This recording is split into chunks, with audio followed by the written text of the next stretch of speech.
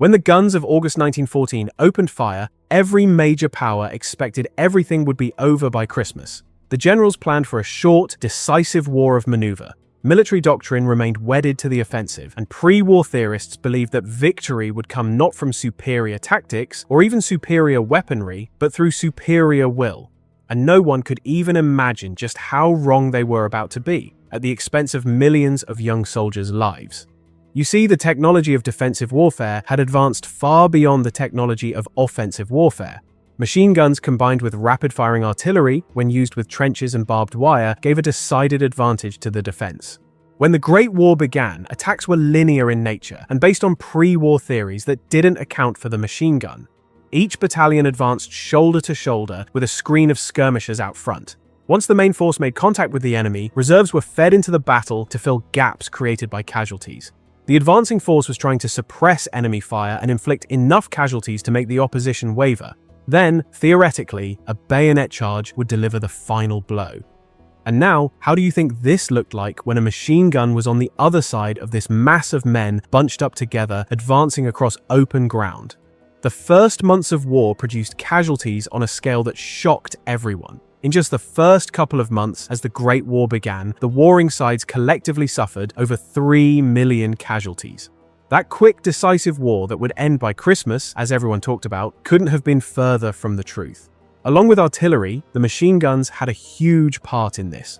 The British Expeditionary Force arrived in France with just 2 Vickers machine guns per battalion. The Germans had 6 machine guns per regiment, or one for every 750 men. But by 1918, they would have 1 machine gun for every 50 men, while the British Army went from 2 guns per battalion to 36.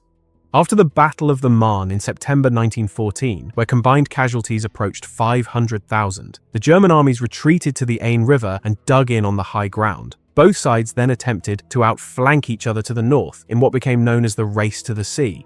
But it wasn't a race at all. It was a series of overlapping engagements where each failed flanking movement pushed the front line further north until it reached the Belgian coast. By the end of November 1914, the war that many had expected to be swift and decisive had become a stalemate, an unbroken chain of trenches stretched from the Alps to the North Sea. About 25,000 miles of trenches were collectively built by all sides during the conflict. And soon, machine guns alongside artillery became the rulers of the battlefield. In some sections, there were over 30 machine guns per kilometer of the front. The primary reason the machine gun caused trench warfare was that the weapon was useful pretty much only for defense. They were heavy and crew-served with 4 to 8 men working around the gun, so you couldn't quite go Rambo style, firing the Maxim from your hip during an advance. However, this was about to change exactly because of that, when new versions of machine guns emerged specifically for this purpose. But we'll get to that in a moment. Okay, so let's first explain how machine guns were actually used in practice during World War I. The standard became placing machine gun nests every 250 yards along the front line trenches, each with interlocking fields of fire. These guns were positioned behind multiple lines of barbed wire, fronted by ground cleared of any cover, and protected in concrete reinforced pillboxes if possible. Now, when firing in sustained bursts, the rounds don't follow the same path due to vibration, ammunition variation, and atmospheric conditions. Bullets spread into a cone-shaped pattern, going from the muzzle, creating an elliptical area called the beaten zone. This was an oval approximately 2 meters wide where bullets impact. When the gun is positioned, so this cone of fire is nearly parallel to the ground, at ranges up to 600 meters, machine guns could create what was called grazing fire. That means bullets traveling no higher than a man's head for the entire distance from gun to target. Anything within this zone that stood upright would be hit. Groups of guns positioned to interlock their fire ensured overlapping coverage, denying safe access to areas of the battlefield extending 3 kilometers or more. This interlocking fire pattern meant that even if one machine gun was knocked out, the others on either side could still cover the space between trenches. Attackers found themselves shot at from multiple directions simultaneously, making it impossible to find cover. Enfilade fire, which means shooting along the length of enemy formations rather than at their front, proved particularly devastating, because each bullet had the chance to hit multiple men in a file. Wire was laid out at night in belts 15 meters deep or more to slow and funnel infantry advances, ensuring attackers spent maximum time exposed to machine gun fire. The mud only made everything worse. Artillery bombardments had torn up the land, and rain created thick mud, sometimes deep enough that soldiers could become stuck and drown. The dominance of the defensive machine gun was the single greatest contributing factor to the grinding attrition and staggering casualties of the First World War. While artillery caused about 60 to 70% of Western Front casualties, machine guns were responsible for an estimated 20 to 40% of battlefield deaths. So, how did life for the machine gun crew actually look like? Well, not quite relaxing or anywhere safe, but one thing is sure, it was exciting. And by exciting, I mean terrifying, with severe post-traumatic stress disorder if you were lucky enough to somehow survive the war. The crew consisted of the gunner, who aimed and fired. The loader sat to his right, feeding belts into the gun. Additional men carried ammunition, water, and spare parts, and helped with whatever was needed around the gun. When water was short, soldiers urinated into the gun to keep it going. 2 entire infantry companies were assigned simply to ferry ammunition for guns during extended firing. Barrel changing was required about every hour during prolonged operations. Guns demanded constant cleaning and attention, and stoppages had to be cleared as quickly as possible because every second the gun is not firing gives the enemy time to come closer. And under trench conditions, with mud, dirt, and debris everywhere, keeping a machine gun functioning was a constant battle in itself. Machine gunners and their positions were the highest priority targets on the battlefield. Artillery bombardments specifically targeted them before attacks, while snipers tried to take out gunners or disable guns during the attack. Infantry assault tactics were devised specifically to destroy machine gun nests, and grenades became the primary tool for this. German stormtroopers had grenadiers, soldiers carrying only hand grenades for taking out machine gun positions, trying to come to them from the sides or rear. The British created the first tanks specifically to counter barbed wire and take out the machine guns, so you see just how much they were bothering all sides. And all while everyone tried to kill them, the crew of machine gun had to keep firing at any cost in order to keep their line from falling when under heavy attack. The British Machine Gun Corps earned its horrible nickname because of this. Of the 170,500 men, 62,000 became casualties, so the Corps got called the Suicide Club. They served well in advance of the front line as part of defense in-depth tactics, making them particularly vulnerable. They were stationary targets exposed to everything from artillery to rifle fire, and replacements stepped into positions knowing full well that their predecessors had died in the same spot, with them now facing the same odds. Germany developed the Sappenpanzer trench armor for their gunners. The armor proved effective against low-velocity fragments and shrapnel, though it offered no protection against direct rifle fire at close range. Now imagine how horrible it looked when an attack began and machine gunners opened frantic continuous fire to break off the enemy charge. He is literally firing until he gets shot, at which point the next man takes over the gun immediately. He knows that this moment would come, and that someone before him came to replace the fallen gunner, and most likely someone is about to replace him as well any moment now, and he is going to be replaced by someone else when killed. It's just terrible if you think about it. Machine gun warfare devastated both those behind the guns and those charging against them. Individual machine gunners killed many hundreds of men advancing before their guns, wrecking the soldier mentally and emotionally after hours of unrelenting slaughter. Even if you survive, you have to live with mowing down hundreds of people, looking at them on the open ground and watching how they fall as you shoot. There's no time to think about that in the moment, but there are going to be some long thinking nights and dreams for the rest of your life. And these were the quote-unquote lucky ones who survived the war. The machine gun froze the war in place. But the weapon that did most of the actual killing was artillery. And artillery was still slow, clumsy, and jumping out of position with every single shot. And then the French introduced something that changed everything. The French 75mm field gun was the first truly modern artillery piece, and it revolutionized field warfare with its hydropneumatic recoil system. You see, before this gun, artillery pieces would jump backward violently when fired, requiring the crew to re-aim after every shot. The French 75 solved this problem with a barrel that slid backward on rollers while the gun carriage remained completely stationary. A hydraulic cylinder absorbed the recoil energy, which was equivalent to stopping an automobile traveling at 100 miles per hour within 3 feet. And compressed air returned the barrel to firing position so smoothly that the gun was ready to fire again almost immediately. The result was a firing rate of 15 to 30 rounds per minute. Compare that to just 1 or 2 rounds per minute for pre-recoil artillery, and you can see why this was such a dramatic improvement. The smoothness of this system had no equal when it appeared, and wouldn't for at least another 10 years. The French treated the recoil mechanism as a state secret, scattering production of parts around France so that only those responsible for final assembly knew how it actually worked.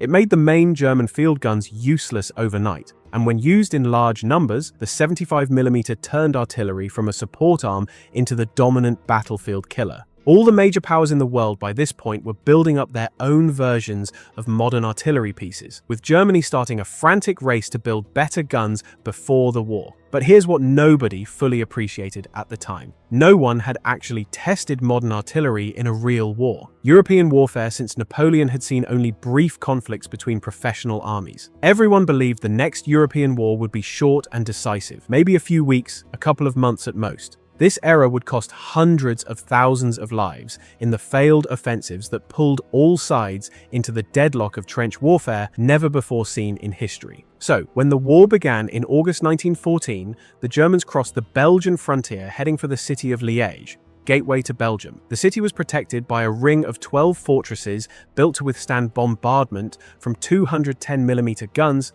which at the time were the largest mobile artillery in the world. Belgian planners believed these fortifications could hold for a month, but the Germans arrived with something the Allies had never seen before: 2 prototype 420mm siege howitzers. Nobody knew these weapons even existed. Within days of the first shell striking, fort after fort surrendered. Fort Longines fell when a single 420mm shell struck its ammunition magazine, causing a massive explosion that killed 350 of its garrison and blew the fort to pieces. The entire ring of forts that was supposed to hold for a month was reduced in just 11 days. The same thing happened at Namur, where the Big Berthas and Austrian Skoda 305mm mortars battered the fortress into surrender in just 4 days. Fortifications that had taken years to build and cost enormous amounts of money crumbled in hours. The Germans had shown that no fortress could stand up to their heavy artillery, and this changed how everyone thought about defense for the rest of the war. Meanwhile, in open battle, artillery was proving equally decisive, but in the opposite direction. During the Battle of the Frontiers, French infantry advanced in dense formations. German defenders sat tight on high ground, where they could observe French positions and use their artillery to devastating effect. The French used their beloved 75mm guns for direct fire, rather than indirect support, leaving their crews exposed and their potential wasted. German artillery sat on ridges beyond the view of French gunners and kept bombarding without anyone firing back. August 22nd, 1914 became the bloodiest single day in French military history, with 27,000 soldiers killed in 24 hours. The French doctrine of offensive spirit, which put morale and rapid infantry assault above firepower, proved disastrously wrong against modern weaponry. Then, something strange began to happen. Artillery and machine guns made movement above ground so deadly that it forced men underground. Both sides concentrated on protecting their own troops by digging deep into the earth. What happened next was a series of attempts by each side to outflank the other. Each time one army tried to swing around the enemy's flank, the other extended its line to meet them. And each time the armies met, the defending side dug in and the attacking side couldn't break through. This kept going until the race ended at the coast, when there was simply no more room to outflank anyone. Trenches that began as simple rifle pits grew deeper and more elaborate as heavier artillery was brought up. The result was an unbroken line of trenches stretching approximately 450 miles. The war everyone expected to be over before Christmas had become something entirely new. A siege on a continental scale where artillery would reign supreme, and the only way forward would be measured in yards rather than miles.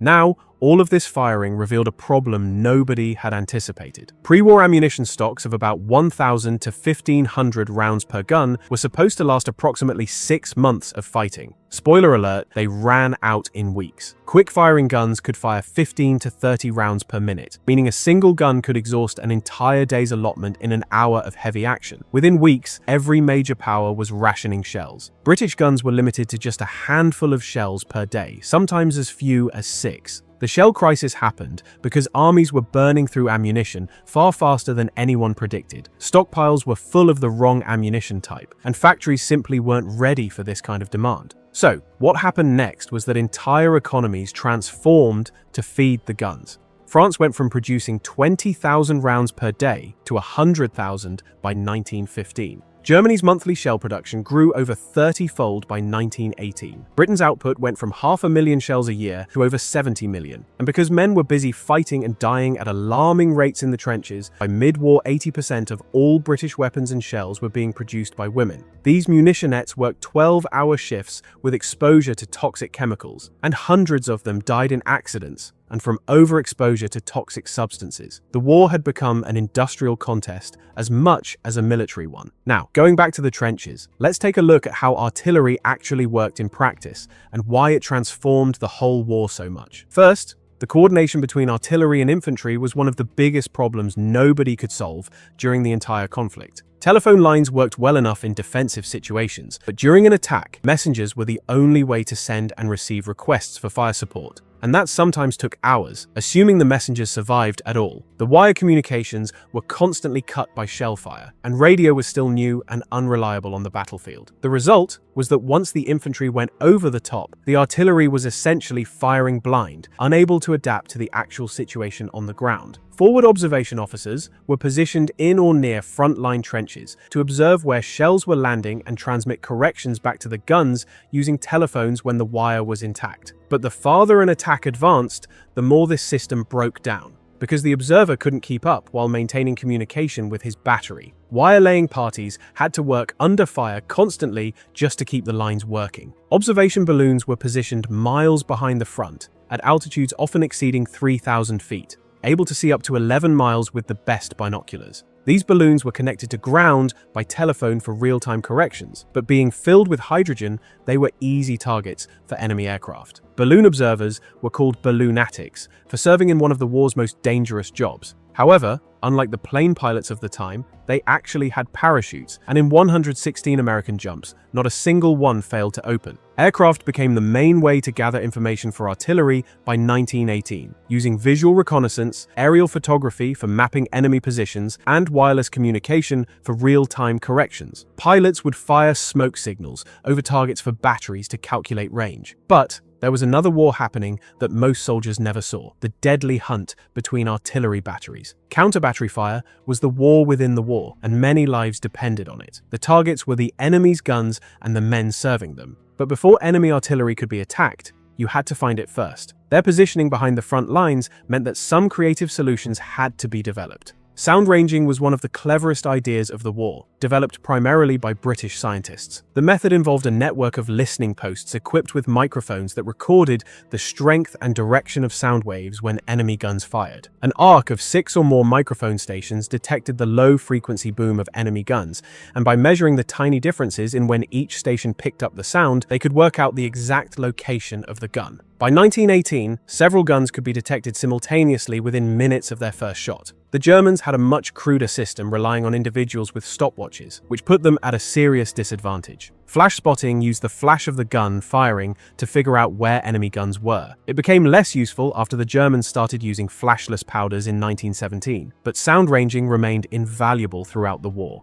Now let's talk about the shells themselves, because different types did very different things. High explosive shells were filled with explosives, their thick steel walls producing deadly fragments spreading over many meters when they detonated. Early HE shells had delayed fuses, causing them to bury into the ground before exploding, which was effective for destroying fortifications but meant much of the blast was absorbed by Earth. Later, impact fuses came along that detonated the shell the moment it hit any surface, making them more effective for cutting barbed wire. Shrapnel shells were named after Lieutenant General Henry Shrapnel, who invented the design in the late 18th century. These were hollow steel projectiles filled with 200 to 500 lead or steel balls, and a gunpowder bursting charge exploded by time fuses set before firing. When properly timed, the shell burst in the air above enemy troops, ejecting the balls forward at the velocity of the shell itself. Basically, a shotgun blast from above. Shrapnel was effective against troops in the open, but useless against entrenched positions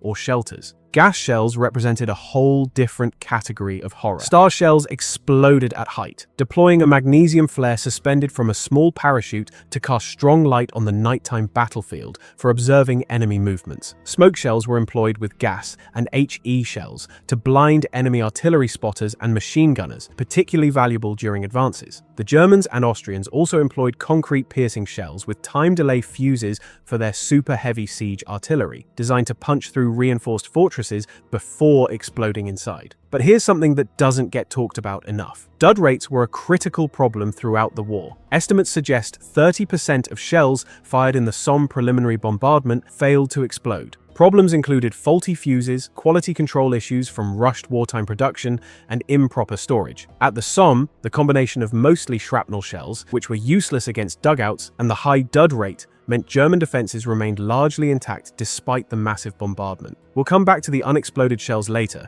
because what's still buried in the ground today is its own story. Now let's look at the tactics that evolved around all this firepower. The French and British initially used prolonged bombardments before an infantry assault, trying to completely destroy the defenders. The 7-day barrage opening the Battle of the Somme was the prime example. The theory was that artillery should batter the enemy to complete collapse before friendly infantry was committed. But these massive bombardments warned the enemy exactly where the attack would come, destroyed the ground the infantry would have to cross, and often failed to destroy well-entrenched defenders who simply sheltered in deep dugouts and emerged when the shelling stopped. The Germans took a different approach. Rather than trying to destroy everything in the path of the attacking infantry, they focused on tightly synchronizing fire support with the infantry to neutralize the enemy defense just long enough for their troops to overrun it. While typical artillery preparations in 1917 lasted a week or even 2 weeks, German preparations lasted only a matter of hours, with far better effect. They made extensive use of gas and smoke shells, which immobilized and disrupted targets without destroying the ground their own men would have to cross. One of the most important innovations was eliminating registration fire. Previously, before any attack, artillery had to fire ranging shots to calibrate their aim, which gave away their position and warned the enemy. The Germans developed mathematical techniques to predict corrections from careful measurement of weather conditions and each gun's characteristics. When properly applied, this allowed accurate fire without any warning shots. The first attack of Operation Michael in March 1918 began with a barrage of 3.5 million shells in 5 hours, almost 200 shells a second, with the German guns firing in complete surprise. The British were actually developing similar techniques, and some historians argue they were years ahead of the Germans in this area. The solution to the communication problem between artillery and infantry was to advance the artillery fire on a preset schedule. This evolved into the creeping barrage, placing a curtain of artillery fire just ahead of advancing infantry, shifting forward at a predetermined rate, typically 50 meters per minute. At a prearranged time, large numbers of field guns opened fire on a line, and after a set number of minutes, the curtain of fire would lift onto the next target. The attacking infantry were trained to follow closely behind this moving wall of their own artillery fire, keeping pace whether they were ready or not. But the creeping barrage completely tied the infantry to the artillery plan. There was no way to adjust the rate if something went wrong. The rigid movement of artillery fire often outran the heavily laden infantrymen, struggling across shell-pocked ground, allowing defenders time to leave their shelters and engage the attackers after the barrage had passed. The French considered 10% self-inflicted casualties acceptable for infantry advancing behind a moving barrage, with men needing to stay within 50 yards of exploding shells. Just think about that for a moment. And then there was Third Ypres, also known as Passchendaele, which showed what happened when massive bombardments destroyed more than just the enemy. More than 3,000 guns, firing 4.5 million shells in a 10-day preliminary bombardment, completely destroyed the drainage systems that kept the low-lying Flanders fields from flooding. When the rains came, the battlefield turned into a sea of mud. Soldiers sank to their waists. Men, horses, and tanks literally drowned in the muck. Artillery couldn't be moved forward because guns sank deeper with each shot. The British gained about 5 miles at a cost of over 250,000 casualties. By the Battle of Amiens in August 1918, the British had learned how to combine infantry assaults with gas, artillery, tanks, and aircraft in a coordinated attack. Allied infantry followed close behind the creeping barrage, while tanks crushed wire and silenced machine gun posts. Aircraft strafed trenches and bombed supply lines, and before the attack even began, artillery crews had used aerial reports, sound ranging, and flash spotting to locate German guns. Many of those guns were destroyed before the infantry even went over the top. There was no preliminary bombardment to give the enemy time to prepare. Instead, the fire was sudden and precise, carefully timed to support each stage of the advance. In 1914, the use of artillery still looked a lot like the Napoleonic era, but by 1918, modern artillery had clearly taken shape. Now let's look at some of the most notable guns of the war, starting with those massive weapons the Germans brought up at the outset that shocked the world. The Krupp 420mm M-Gerät, nicknamed Dicke Bertha or Big Bertha, was Germany's super heavy siege howitzer. It fired shells weighing over 800 kilograms to a range of more than 9 kilometers, requiring around 200 men to assemble, transport, and operate. Assembly took about 6 hours under ideal conditions, and the craters it left measured 6 meters deep by 9 meters wide. The Paris gun was an extreme experiment in long-range artillery. With a barrel length of 37 meters and a barrel weight of 138 tons, it achieved a range of 130 kilometers, reaching altitudes of over 42 kilometers, the highest any projectile reached until V-2 rockets in the next war. The shells actually reached the stratosphere, where air resistance was negligible, and the Coriolis effect from Earth's rotation had to be calculated into firing solutions. It was more of a terror weapon than anything practical. The Austro-Hungarian Skoda 305mm mortar, nicknamed Skinny Emma, was less powerful than Big Bertha, but more mobile, capable of set up almost anywhere in about 50 minutes, while Big Bertha required rail access. It could penetrate 2 meters of reinforced concrete, and 8 were loaned to Germany to use alongside the bigger guns. On the other end of the scale, trench mortars came from the need for weapons infantry could carry forward to attack positions invisible to artillery in the rear. The British Stokes mortar proved brilliantly simple. Breaking into 3 parts, it weighed just 108 pounds total, achieved effective ranges of around 800 yards, and could fire up to 30 rounds per minute with expert crews requiring only 2 men to operate. This weapon became the ancestor of virtually all modern infantry mortars. The United States entered the war desperately short of modern artillery. General Pershing's forces were largely equipped with French and British weapons, with the French 75mm serving as the primary American field gun. So now let's take a look at what it was actually like to be an artillery crew, because although they were far from the trench horrors, they didn't lack any trouble doing their job. Daily routines began with pre-dawn readiness, followed by assigned targets where specific portions of enemy trenches were marked for destruction that day. During active operations, batteries might fire 800 to 1,000 rounds per day, with firing broken into periods and reliefs every 4 hours due to the physical demands. The shells were not light, and crews had to maneuver them all day long. There was sustained rapid fire causing exhaustion, exposure to elements in open pits, constant noise damage to hearing, and sleep deprivation during bombardments where crews might fire continuously for days, like the preparation bombardment for the Somme that lasted 7 days around the clock. The greatest threat to artillery crews was counter-battery fire, where the enemy located firing guns and directed retaliatory bombardment. Gas was particularly dangerous because crews couldn't wear masks while rapidly serving guns, and gas shells contaminated positions for hours or days. Defective shells occasionally exploded in barrels, destroying guns and crews, and a lucky enemy hit on ready ammunition stored in gun pits could detonate the entire stock. But as bad as it was for the gun crews, it was far worse for the men on the receiving end. A German soldier at the Somme described how they were under incessant bombardment, day and night, shells of various calibers coming upon them constantly. Their dugouts crumbled and fell upon them, and they had to dig themselves and their comrades out. Sometimes they found them suffocated, sometimes smashed to pulp. Soldiers in the bunkers became hysterical, wanting to run out, and men had to physically hold them back to keep them in the comparative safety of the deep shelters. Even the rats became hysterical, coming into their flimsy shelters seeking refuge from the terrific artillery fire. They had nothing to eat, nothing to drink, but constantly shell after shell burst upon them. Different weapons produced distinctive sounds that experienced soldiers learned to recognize. Whiz-bangs was soldier slang for German 77mm field gun shells which traveled faster than the speed of sound. So soldiers heard the whiz of the traveling shell before the bang from the gun itself, giving virtually no warning. Woolly Bear referred to the burst and smoke of any big German high-explosive shell. Gas shells often had a quieter, distinctive plop when they burst, which soldiers trained to recognize. Because of this, gas attacks were often masked by mixing gas shells with standard HE shells, so soldiers couldn't hear the distinctive sound and wouldn't realize in time to put their gas masks on. The randomness of death was especially hard on the mind. A man could survive 100 near misses and then be killed by a shell that landed in exactly the wrong spot at exactly the wrong moment. And this brings us to answering the question in the title of this video. As you now see just how many shells were fired and how constant the bombardment was, you probably start to realize why artillery killed such a high percentage of soldiers. But there are several really disturbing things this enormous shelling did to the human body that we need to talk about.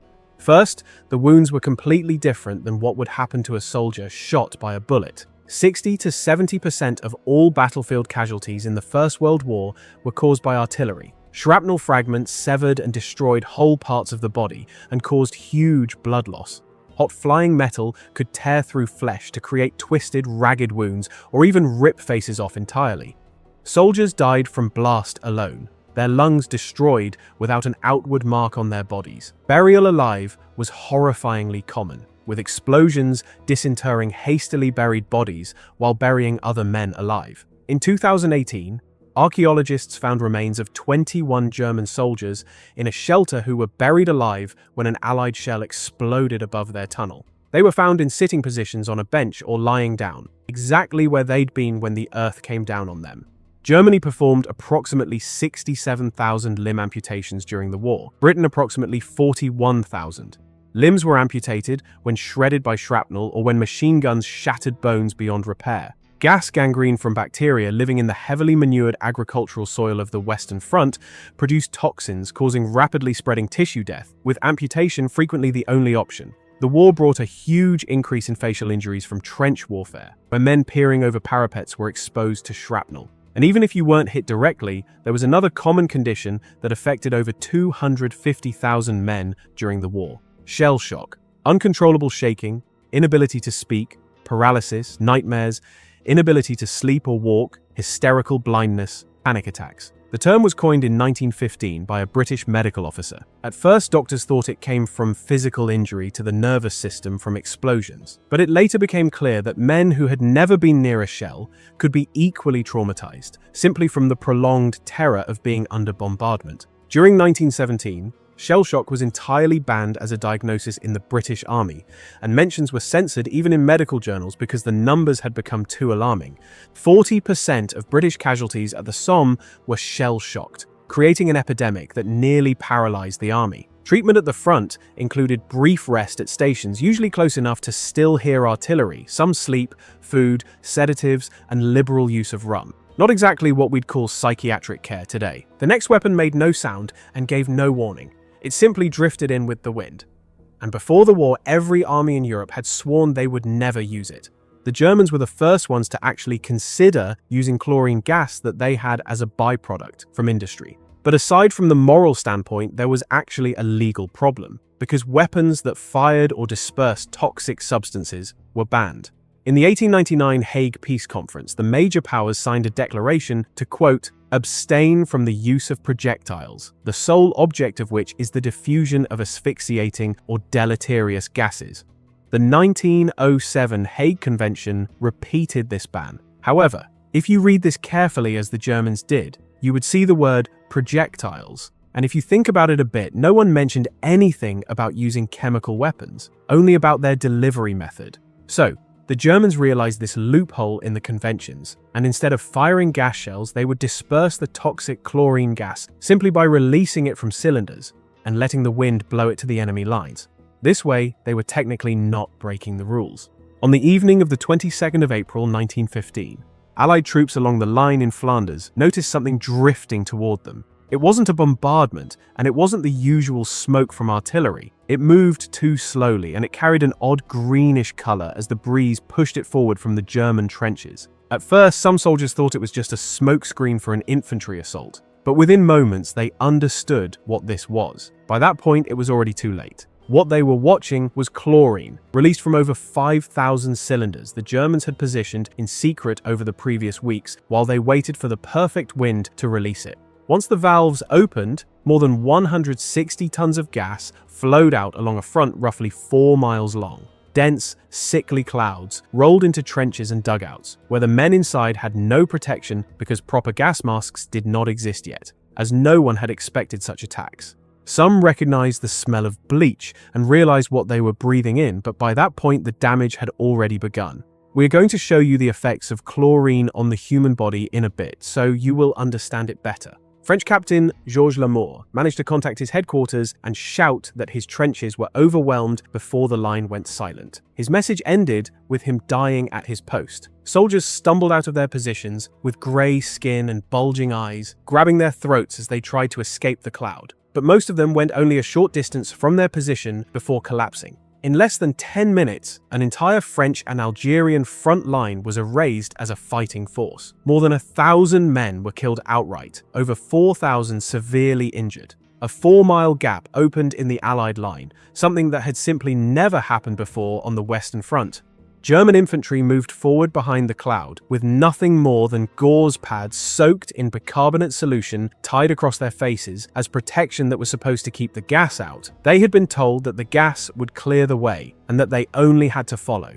However, none of them were ready for what they walked into. As they advanced, they passed bodies in positions that made it very clear these men had not died quickly or cleanly. If we described it here, the video would surely be taken down from YouTube, and the Germans seeing it for the first time were just as stunned as anyone else. Because this weapon had never been used on such a scale before, nobody really knew what to expect. A huge gap opened in the Allied front, which looked like the perfect chance for a major breakthrough. But the Germans had not planned their follow-up forces properly, as they did not expect such an effect. And also nobody knew how safe it was to move into the contaminated area. Some of their own men had been caught by the edge of the cloud. So, instead of rushing forward in the first hours, they hesitated. They dug in and lost the chance to turn this shock into a decisive capture of Ypres on that same night. You see, chlorine is heavier than air, so the cloud rolled on, drifting into nearby villages and low-lying ground. It killed many more civilians and animals in villages downwind from German lines. On the Allied side, the commanders were trying to plug a gap in the line. They were shocked not only by the casualties, but by what they saw as a clear violation of the rules that had been agreed on before the war. There were no proper gas masks ready, so reinforcements had to put a piece of fabric soaked in urine over the mouth and nose. It sounds disgusting, and it surely was not pleasant to wear, but the ammonia in the urine could help reduce the chlorine's effect. And seeing what happened to the affected soldiers, men accepted it very quickly.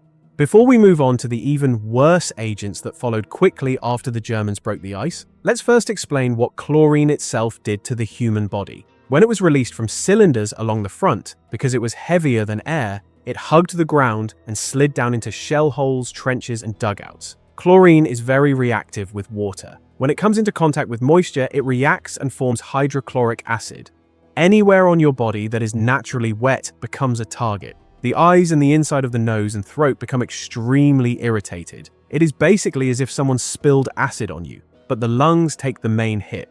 Inside them, the tiny air sacs where oxygen normally passes into the blood are coated with a thin film of moisture. Chlorine reaches those air sacs, reacts with that moisture and turns it into acid. The tissue becomes inflamed and damaged, and the body's response is to swell and to leak fluid into the lungs. Little by little, those spaces fill up.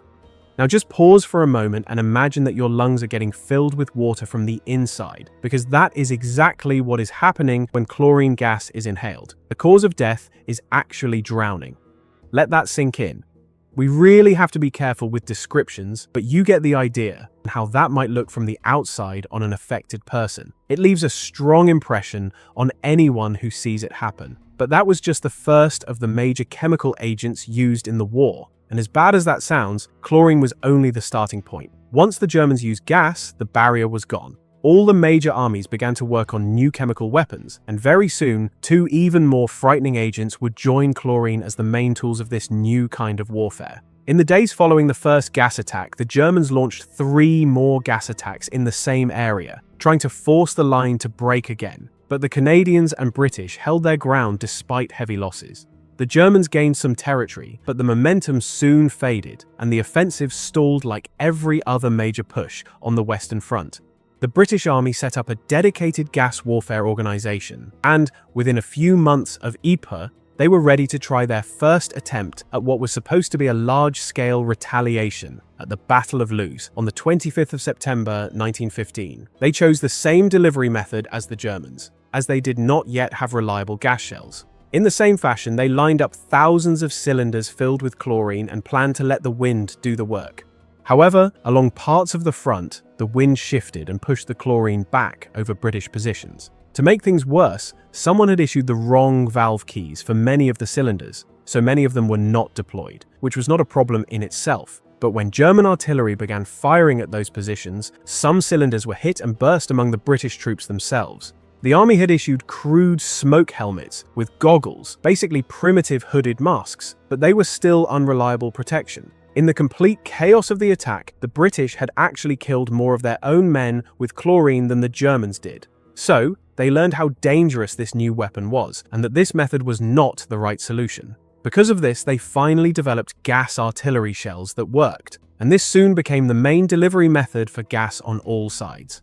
But the main change came when new and more dangerous chemicals were introduced. Chlorine was no longer a secret, and it was easily recognizable by its color and powerful smell. That is when phosgene came into play. It is 6 times deadlier than chlorine, but more importantly, it is almost odorless, with a mild smell described as resembling musty hay. Even worse, it would not show any immediate effects on the person inhaling it for hours. But after you think the attack has passed and you are safe, the effects start to show only after 4 to 24 hours, and by this point it is already too late. If you inhaled enough of it, there is nothing that can be done to help you.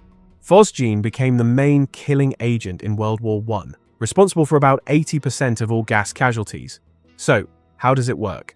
Similarly to chlorine, it attacks the lungs, but it is much more deceptive before its full effects begin. When it reaches the lungs, it reacts more slowly before making the hydrochloric acid that damages the lung cells. This causes fluids to leak into the lungs, and then the same effect as we described with chlorine, just even more powerful once the symptoms begin showing up. Everything depends on how much of the gas the victim has inhaled. If the amount is smaller, maybe a soldier could survive with more or less consequences. But often, it was too late once the effects showed. Medical staff described gas casualties as definitely the worst ones, and everyone that saw one was fairly traumatized for the rest of their lives. The saddest part was that they simply could not do anything to help them. They could give them oxygen, which was limited in supply back then, and made even scarcer because gas casualties would always arrive in big numbers at the same time and overwhelm the field hospitals. And nothing would create mass casualties more than the third main chemical in World War I, mustard gas. Now, mustard gas was not nearly as deadly as chlorine and phosgene-based gases, but it created just horrible wounds. This one worked completely differently. Its main target was not the lungs. This was a blister agent introduced by the Germans again. After being delivered by artillery shell, it would burst into a fine aerosol, and when it landed on the skin, it caused cell damage that only showed hours later as huge, painful blisters. Eyes were the most affected, and other areas where there is more moisture. Mustard had an overall relatively low fatality rate, but was responsible for about 90% of those wounded by gas. It also lingered on the battlefield much longer than other gases, staying dangerous for days in damp areas. The battlefield now turned into constant anticipation of gas attacks, with soldiers devising different codes and alarms to warn everyone to put their gas masks on as quickly as possible. The gas masks also got improved, but they never fully protected the soldier. They always wondered if the mask was sealed, if the filter was good, and they had to try breathing through a gas mask during combat itself on top of all the other standard dangers in such a war. It just added another level of horror to an already brutal war. All sides tried different cunning ways to mask their gas attacks and began firing them mixed with standard artillery shells to conceal them.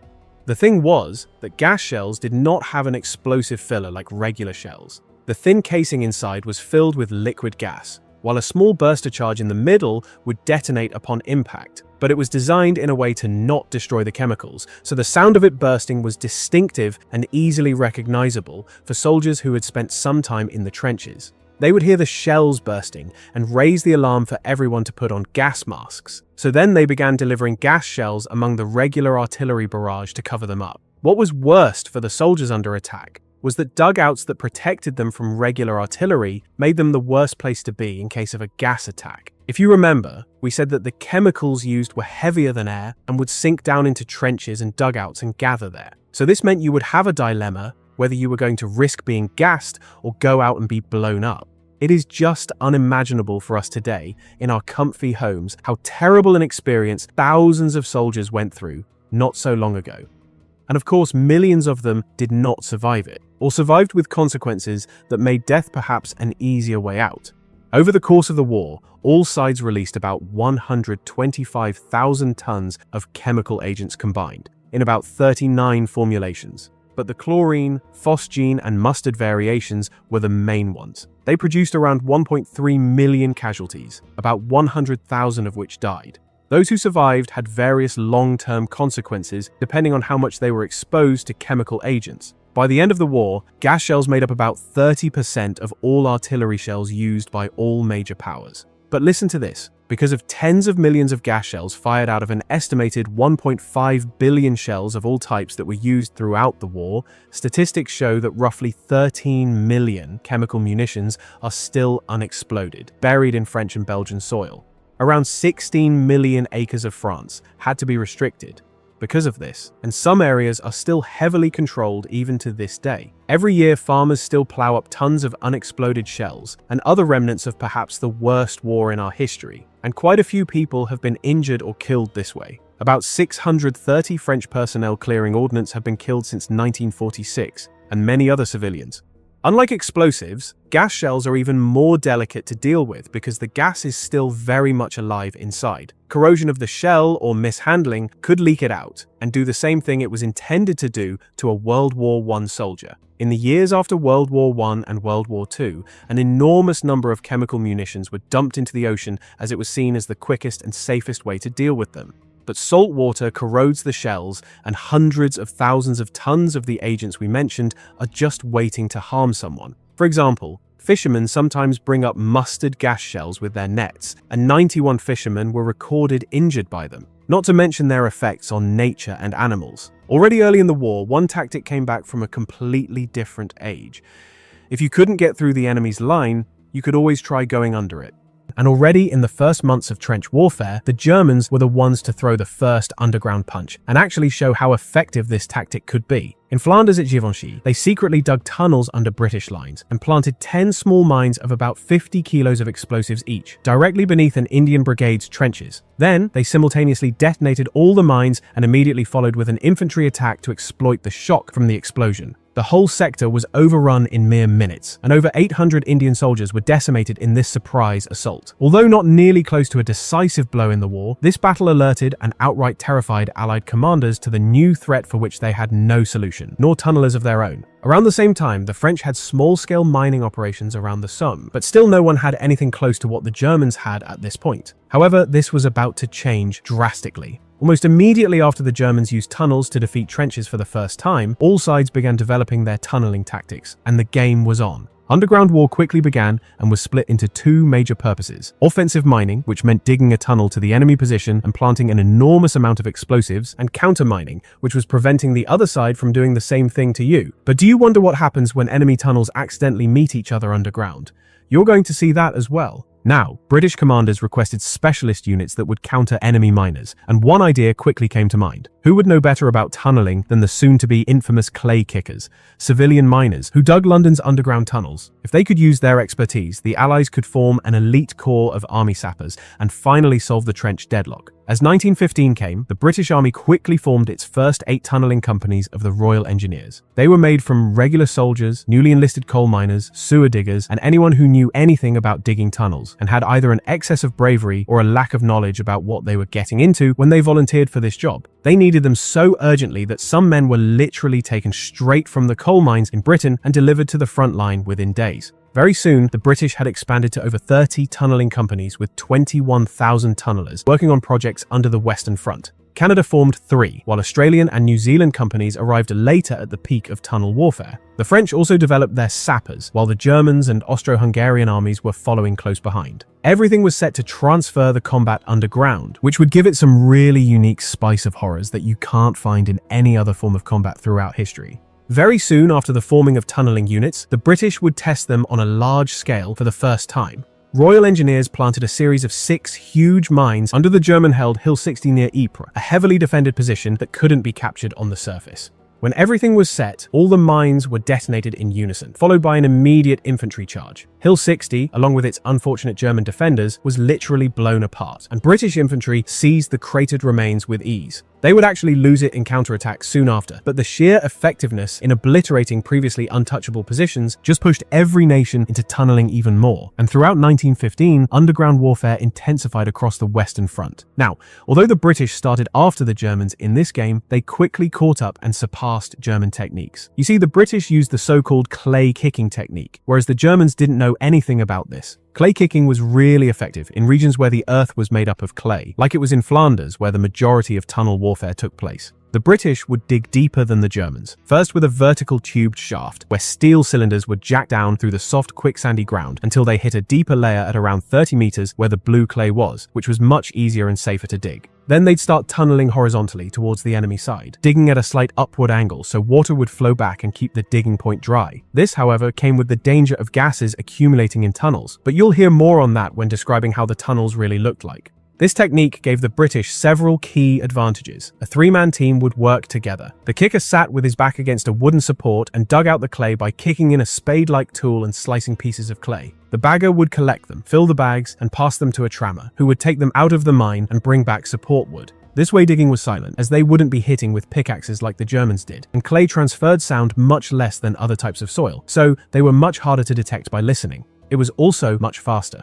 Clay kickers could dig an average of 8 meters per day, whereas the Germans could only manage 2. The British also used special wooden support timbers that would be set every 9 inches to keep the tunnel stable. It was ingeniously designed to be mounted in absolute silence. Unlike the Germans, this system didn't need nails or screws that could reveal their position. Instead, the timbers were pre-cut and just put together inside the tunnel like Lego. The boards would clip into each other, and the moisture would cause the wood to swell and lock in place without the need for any hammering. Every little thing had to be thought of if you wanted to live. For example, where would you dump all the earth you were digging out? You could fill sandbags and use them as protection for trenches on the surface. But then there was a problem. If the enemy saw the type of soil in torn sandbags and it was blue clay, they'd immediately know that there was a mining operation nearby, and they'd do everything to make your life even more difficult than it already had to be. These sections of suspected mining operations received a much larger portion of shelling, and even raids to locate them, so the ground units hated when tunnelers were working near them. Before we go into what happens when two opposing sides meet in tunnels underground, let's first describe the atmosphere inside them, so you'll have another layer of horror in your mind when the actual fighting takes place down there. Now, working in a tunnel, as you might imagine, was everything opposite to a safe and comfortable experience. You'll understand why they got paid 6 times more than a frontline private. Being buried alive, drowned, or asphyxiated were just one part of the job description, besides of course claustrophobia and unwanted guests that might crash the party. Tunnels were usually about 4 feet high by 2.5 feet wide, which was barely enough for a man to work crouched. Shifts were between 6 and 12 hours, and conditions were catastrophic. Wet, cold, dark, cramped, with constant risk of cave-ins, gas poisoning, enemy countermining operations, or hitting an underground water line that could fill up your tunnel in seconds. Foul air and humidity in such a cramped space was described by veterans as being in a coffin that sweated. Men worked with candles or oil lamps as their only source of light, and they watched the flame carefully, as it would also indicate the lack of oxygen in the tunnel. Gas was always a danger, because it would linger down from the constant shelling and explosions outside, or even worse, from gas attacks. Chlorine and phosgene were heavier than air, and fumes could sink into shafts and build up in the tunnels. So, the entrances usually had to be air-sealed to prevent this. Tunnelers often used small animals like mice or canaries as living gas detectors. They'd show signs of poisoning first and warn the men to leave the tunnel immediately. Then there was the danger of the tunnel entrance being hit by artillery or even captured by the enemy on the surface. For example, French artillery once hit the German Winterberg tunnel entrance, which collapsed and sealed inside more than 250 men, out of which only a handful somehow managed to escape in the days that followed. The rest are still buried somewhere beneath the ground. There were also raid operations to capture tunnel entrances to cripple enemy mining operations. The Germans liked to do this to the British and were successful a couple of times. Tunnelers would emerge only to realize the entrance was now in enemy hands, or even worse, that it had been collapsed with explosives and they were now trapped underground. Meeting in the tunnels. It was rare, but not impossible, for enemy tunnelers to meet underground, as there were miles of tunnels dug into specific front sections. Sometimes this happened on purpose, other times not. As the tunnels were small and narrow, fighting with rifles or any standard weapons was impractical. So, tunnelers used their digging tools or specially made weapons like sawed-off rifles, revolvers, or knives for savage melee combat in just a few cubic feet of darkness deep underground. Now imagine that all of a sudden, the earth collapses and reveals an enemy tunnel. Maybe it's empty, maybe not. If there's someone inside, you'd now be fighting the enemy tunneler in a cramped, pitch-black tunnel with your bare hands. And I think that this experience couldn't ever be truly described with words. Just imagine the fight for your life in conditions already terrifying enough to be in, let alone to fight. I don't know if there's any other form of life on Earth that goes this far in order to destroy other individuals of its own species. When an enemy tunnel was discovered, tunnelers would usually go in to inspect it, sometimes even reaching the enemy trench where the entrance was if the tunnel had been abandoned. As the effectiveness of mining missions terrified every soldier in the frontline trenches, they desperately tried to find a way to detect tunnelers digging toward them. At first, these were improvised listening devices like oil drums filled with water, then staring at the surface of the water to see vibrations, or shoving a stick into the ground and biting onto it with their teeth to feel vibrations. But soon, this evolved as well. Stethoscopes and eventually geophones were introduced to detect noises in the ground up to 160 feet away. Dedicated listeners manned them around the clock to determine direction and guide a counter-operation to dig a tunnel underneath and place an explosive charge called a camouflet, either to collapse the enemy tunnel or to detonate it in front of it and make the ground unstable for further digging. This could, of course, also happen to you if the enemy detected and intercepted your own tunneling operation. However, they weren't always successful in detecting enemy tunnelers in time, as the diggers were ultra careful to make as little noise as possible. Listeners said that the scariest part wasn't hearing enemy tunnelers dig, but when they could hear them for days, and then suddenly there was silence. That silence could easily mean they had successfully planted a mine and retreated, just waiting for the right moment to detonate it. And while we're at detonation, let's explain how that looked and how mining was used in practice. Before the enormous mines that would later be detonated and still stand as the largest non-nuclear explosions in history, there were smaller ones. At first, both sides used gunpowder in early mines, but the results weren't impressive because of the way it exploded. Then, the British adopted ammonal, which performed much better and had that lifting power. It was made from about 70% ammonium nitrate, 20% TNT, and 10% aluminum powder. This way, it created a massive volume of gas and heat that would throw thousands of tons of earth into the air and create huge craters. It was cheap to produce in large quantities and more stable than pure TNT. The problem was it absorbed moisture, so it had to be carefully bagged in waterproof sacks. They were then detonated by electric detonators with wires leading to a safe distance. For example, during the Battle of Barrage Ridge, several mines, each holding a few hundred pounds of explosives, were fired at 0 hour in coordination with infantry units to disrupt enemy defenses. After the explosions, obstacles and key enemy positions were blown into the air, leaving behind huge craters. Infantry would then sprint to capture and defend these craters in savage fights. However, the size of the underground networks and mine charges grew ever larger as tunnelers refined their techniques.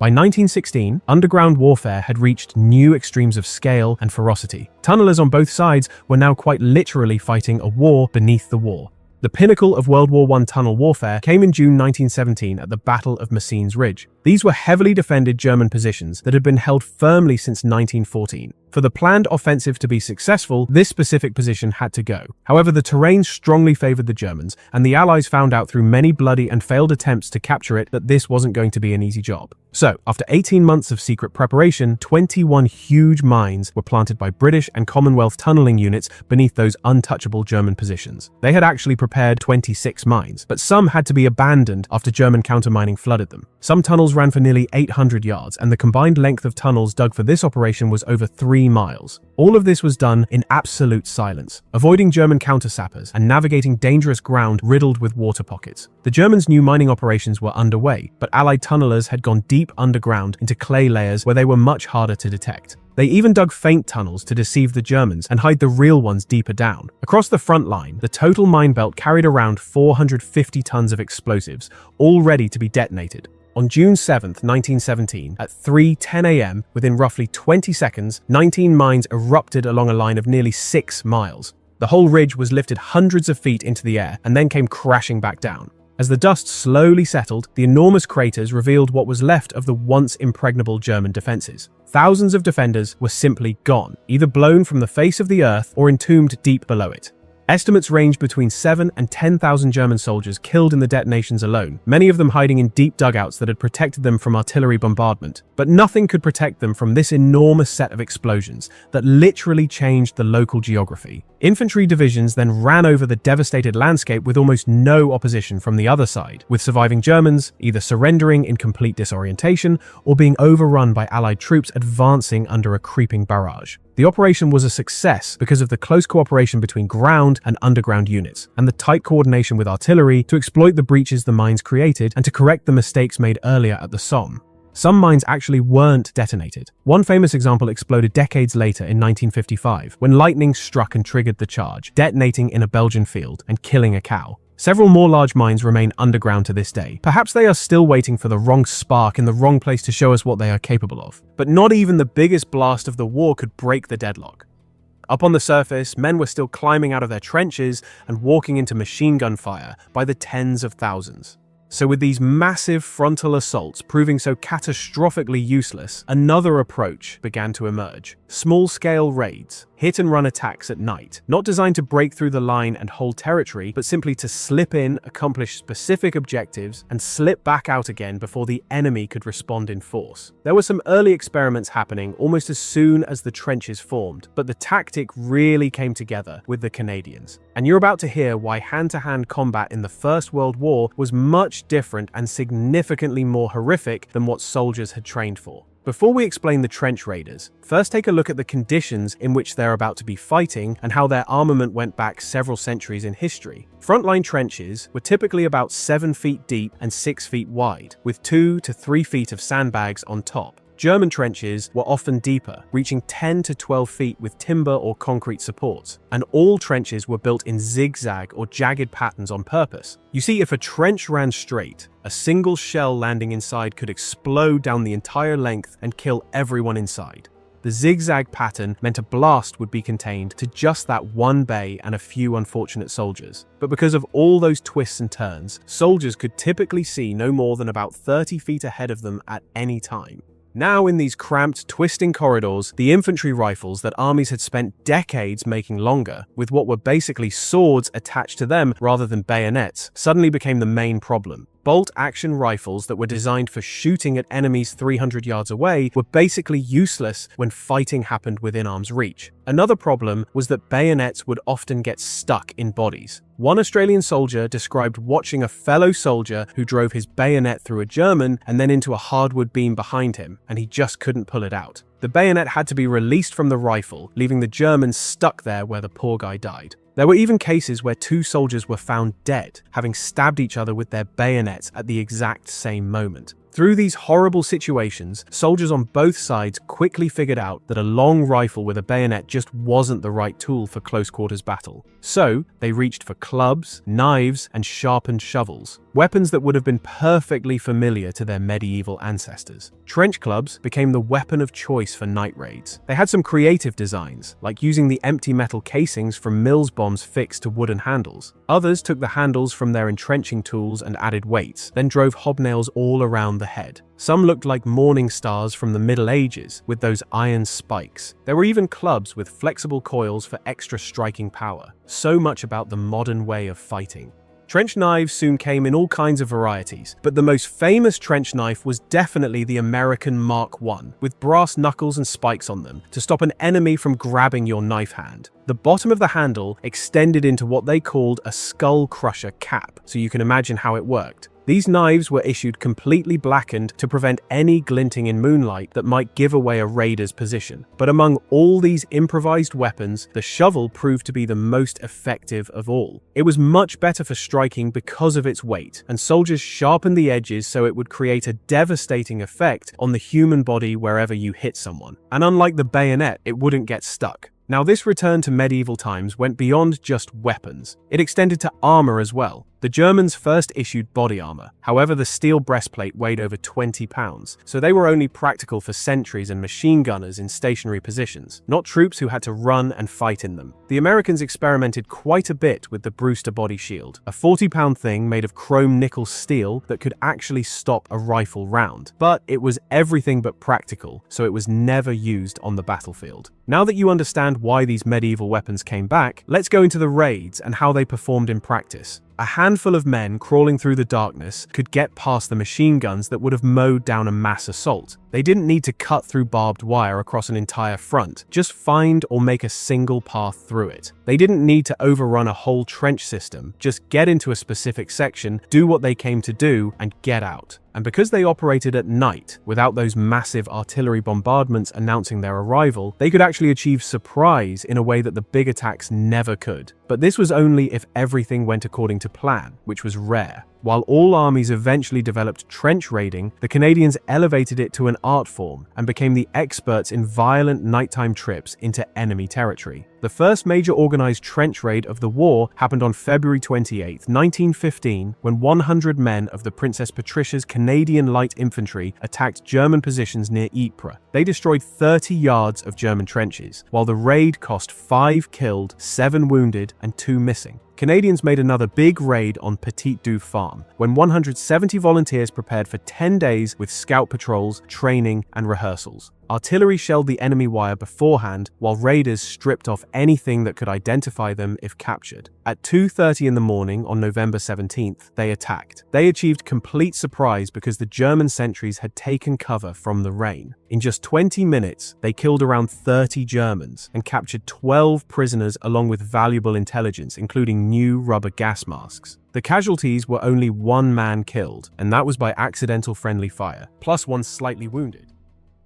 You see, the objectives of these raids weren't really about taking ground. The most common purpose was intelligence gathering, capturing prisoners who could be questioned to find out which units were facing you and whether reinforcements were being brought in and things like that. Raiders also tried to destroy valuable equipment like machine guns, wreck dugouts, and simply kill as many enemy soldiers as possible to wear down their numbers. Beyond the practical value, there was also a psychological reason. High Command believed that constant raiding kept the troops aggressive and alert, maintaining what they called the offensive spirit. And there was another purpose that was darker and more cynical. In many sectors, soldiers on both sides had developed what became known as a live and let live system, basically informal truces, where both sides quietly agreed not to shoot to kill. There were agreements not to shell the latrines or attack during breakfast. However, officers used trench raids deliberately to break these arrangements and force their men back into active fighting. Before going over the top, raiders blackened their faces with burnt cork or brown grease. They wore thick rubber gloves to handle barbed wire silently and protect their hands. All rattling gear and shiny objects were stripped off.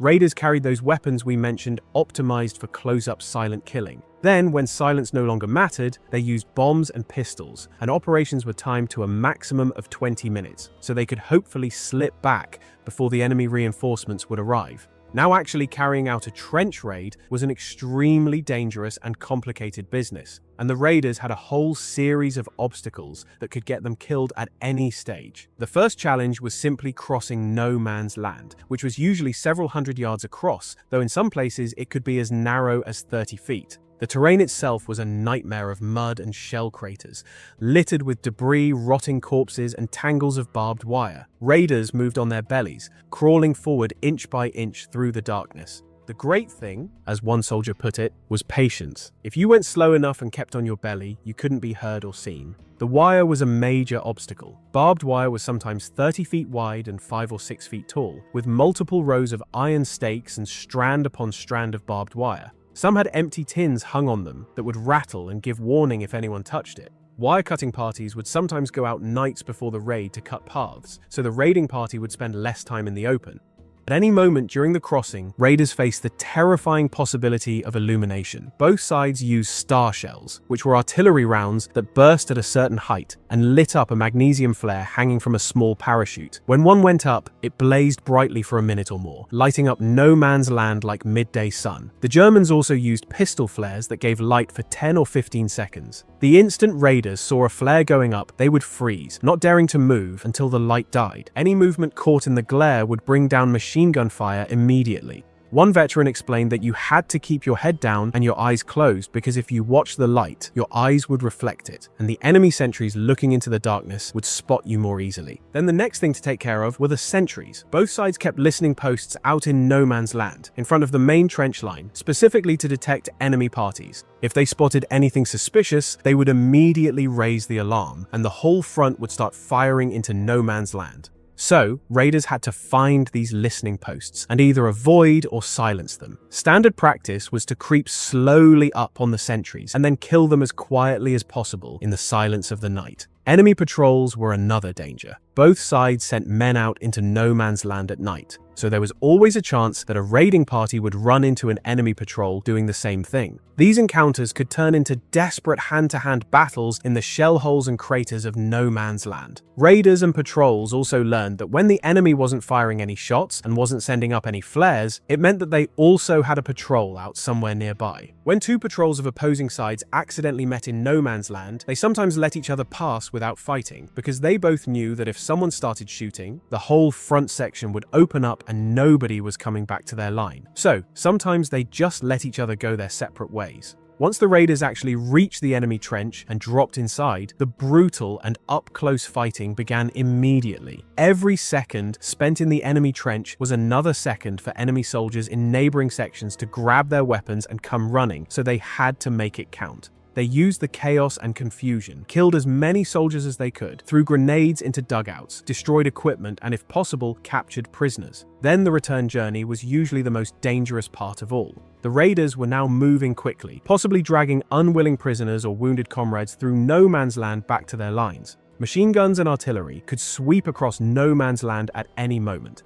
In all that chaos and darkness, many raiders got disoriented, lost their sense of direction, and jumped into a trench with a sense of relief, only to realize they had made a terrible mistake. They came back to the enemy trench, where the soldiers inside weren't quite happy to see them. Friendly fire was another concern on the return, even if nothing else had killed you somehow. The sentries in your own trench knew a raiding party was out, but in the confusion of darkness and incoming fire, it was easy for an understandably nervous man to shoot at shapes coming over the parapet. Password systems were set up so returning raiders could identify themselves when challenged, hopefully. But then sometimes, the sentry was relieved, and the new one didn't get the information about the raiding party that might be coming back in a few hours. And all of this effort, all of this risk, was for objectives that often seemed trivial to the men who were dying doing them. The officers 30 miles behind the lines wanted to know what was going on the opposite side, so they simply ordered someone to go and take a look. Many trench raiding operations were never mentioned outside of command, because the men simply went out and none of them ever returned. And even if the raid was successful without many casualties, it would likely only bring retaliation the following night. Armies gradually developed purpose-built weapons for trench fighting.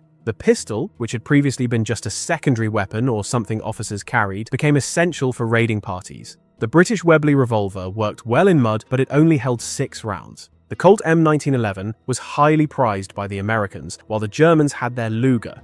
The MP-18 was the real breakthrough for trench fighting. Chambered in 9mm firing at about 400 rounds per minute from a 32-round drum magazine, it gave German stormtroopers devastating firepower in the tight spaces of trenches. Only about 3,000 actually saw frontline combat. But the MP-18 proved the concept worked, and it set the pattern for most submachine guns that came after it. The American contribution to trench weapons was the infamous Winchester Model 1897 trench shotgun. The most interesting thing you've surely heard about this gun was what they called slam fire. Unlike modern pump-action shotguns, the M1897 didn't have a trigger disconnector, which meant it fired every time the action closed, as long as the trigger was held down. A trained soldier could fire all 6 shells in about 2 seconds, making it impossible not to hit a large number of enemy soldiers. It worked so well that the German government formally protested against the use of shotguns, threatening to execute soldiers captured with them or even shotgun shells, arguing that they caused unnecessary suffering. The Germans were then reminded of their flamethrowers and poisonous gases as examples of weapons that actually caused unnecessary suffering, and were told that if they retaliated against soldiers captured with shotguns, the response would be much worse.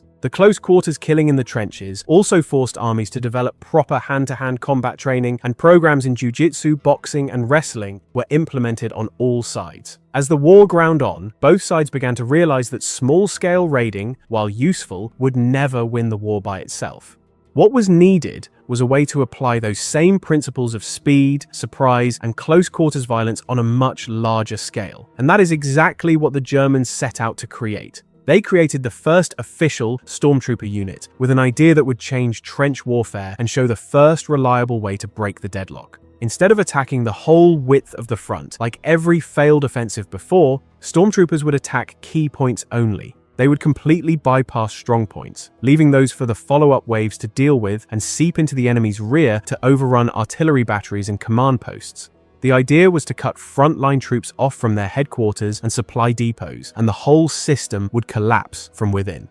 Now, this was a completely different approach from the trench raiders we talked about earlier. Raiders would slip in, gather intelligence, and slip back out. Stormtroopers had a different objective. They would create breaches that regular infantry could then pour through and exploit. This required a complete change in how commanders thought about battle. Junior officers were encouraged to lead through their own personal judgment rather than waiting for orders from above, because independence, quick thinking, and resourcefulness were needed in real time in order to succeed. Stormtroopers were elite soldiers, recruited from volunteers, mostly men under 25 with athletic backgrounds. They carried satchels full of grenades, and when the MP-18 submachine gun became available, Stormtroopers got priority for them. They also used Luger pistols with an extended 32-round drum magazine and a shoulder stock. They even had flamethrowers and a lighter version of the MG-08 machine gun that could be brought forward during an attack. And of course, trench clubs, knives, maces, and other tools for the inevitable hand-to-hand fighting in the end. Italy developed its own elite assault forces around the same time called the Arditi, which means the daring ones. But unlike the Germans, who spread assault tactics throughout the whole army, the Italians kept their elite units separate. Some Arditi units became infamous for choosing to fight with nothing but grenades and their signature daggers. They did achieve real successes, and they terrified enemy troops who faced them, but at tremendous cost. They had an extremely high casualty rate, unsurprisingly, and many raids ended simply with nobody from the party ever returning. They were strictly volunteers, chosen from the bravest and fittest soldiers available. But it was the German stormtroopers who proved just how devastating these new tactics could be when applied on a large scale. At the Battle of Caporetto in October 1917, German stormtrooper units led an attack that captured 265,000 Italian prisoners and advanced over 60 miles toward Venice. Erwin Rommel, who would become one of the most famous German generals of the next war, was a 26-year-old stormtrooper commander at the time. With just 150 men, he captured 1,500 Italian prisoners in a single action by finding hidden paths through Italian positions and attacking from behind when nobody expected him. Caporetto showed what stormtroopers could do, but Germany's real target was always the Western Front, and soon they would get their chance. When Germany ended the war with Russia in March 1918, nearly 50 divisions were transferred west. For the first time since 1914, Germany actually outnumbered the Allies on the Western Front. This was their chance to win the war before American troops arrived in overwhelming numbers. The spring offensive began with over 1 million shells fired in just 5 hours. The biggest artillery barrage of the entire war. Fog, on the morning of March 21st, allowed stormtroopers to slip deep into British positions without being seen. They achieved the deepest advances on the Western Front since 1914, pushing forward 40 miles in 2 weeks. For the first time in years, warfare became mobile again, and it even looked like Germany might actually have a chance to win the war. But the problem was that the Germans had not expected such success, and they weren't adequately prepared to take advantage of it. Stormtroopers quickly moved faster than their own artillery could follow, and supply lines collapsed over the cratered wasteland the artillery had created. The best men had been pulled out of regular units and concentrated into storm units, and these elite soldiers suffered disproportionately heavy casualties that simply couldn't be replaced. The offensive eventually stalled, and this failure was part of why Germany ultimately lost the war. What followed was an Allied counterattack with over 400 tanks and the biggest combined force attack until then. By autumn, over 100,000 German prisoners had been taken, and the armistice came on November 11, 1918.